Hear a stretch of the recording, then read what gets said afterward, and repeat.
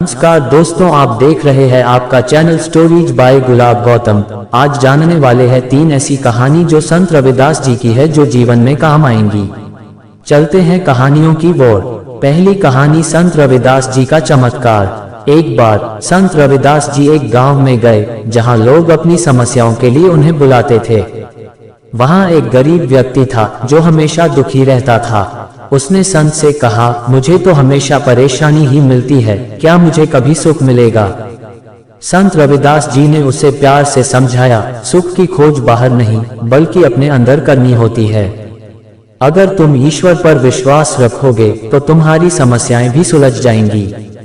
कुछ दिनों बाद संत ने उसे एक सरल काम दिया, हर सुबह उठो और सूर्य की पहली किरण के साथ भगवान का नाम लो। गरीब व्यक्ति ने संत की सलाह मानी और रोज ईश्वर का स्मरण करने लगा। धीरे धीरे उसकी सोच में बदलाव आया।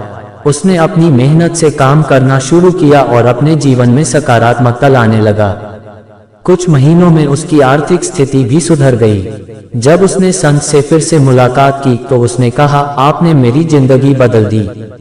अब मैं खुश हूं क्योंकि मैंने अपने मन की दिशा बदल दी।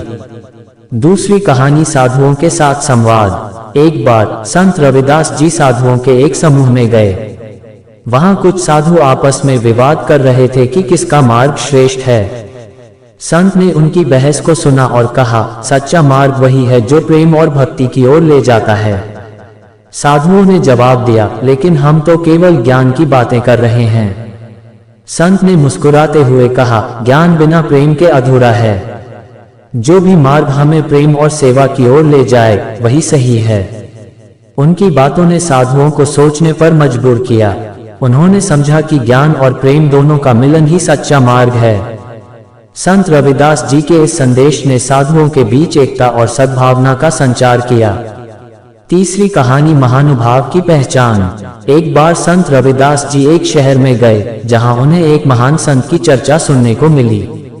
लोग उनकी भक्ति और ज्ञान की प्रशंसा कर रहे थे। संत ने तय किया कि वे भी उस संत से मिलेंगे।